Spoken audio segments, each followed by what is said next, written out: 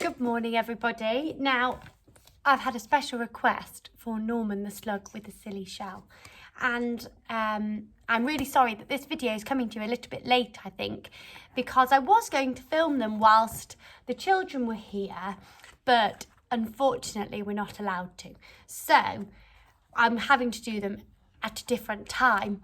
So I'm doing it now, and hopefully we'll be able to do about one a week that we can enjoy together whilst you're still learning at home. Okay, so I'm going to do Norman the slug with the silly shell, written by Sue Hendra and illustrated by Paul Linnett. And this is from the same lady that created Super Potato. Norman the slug with the silly shell. Norman the slug thought snails were great. Wow, said Norman, look at them, they're amazing.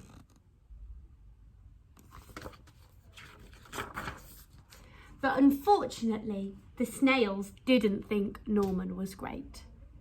Whee! Crash! Norman, you silly slug, they cried. You've spoilt our fun. This only works if you've got a shell. Norman felt left out. Sadly, he skulked off into the moonlight.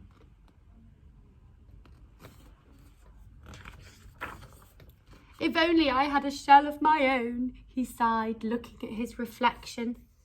And that's when he had an idea. Maybe I could have a shell after all, he thought. I wonder what he's going to do. But finding a shell was not as easy as it seemed. One was too bouncy, and one was too noisy, and one was already taken. Norman needed time to think. Ta-da! A shell. It was perfect. Norman had never been happier, and he could join in with the snails at last.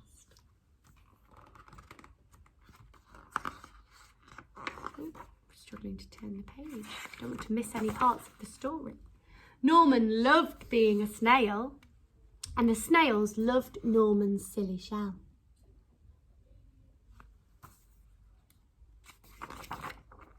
But the fun didn't last for long, and suddenly there was a loud flapping of wings. Look out!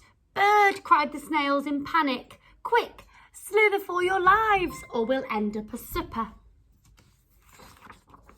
But the bird was more interested in Norman's silly shell. It looked delicious. Norman was being carried up, up and away, higher and higher into the sky. But what could he do? Norman did the only thing a slug could do. He made slime, and lots of it. With a slither and a slother and a slip and a slide, Norman was free. But he was falling faster and faster and faster until... Plonk! Norman, are you okay? Asked the snails. Wow, said Norman, that was great. I love flying. If only I had wings.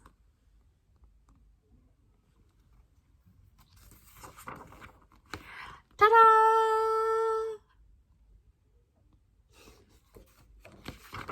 The end.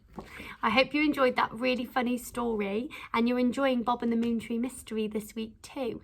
Hopefully I'll see you all very soon. And here is for another story. Let me know if you've got any recommendations you'd like to read. I've got all the stories you could wish for, I think. Any that you suggest, I bet I'll be able to get my hands on.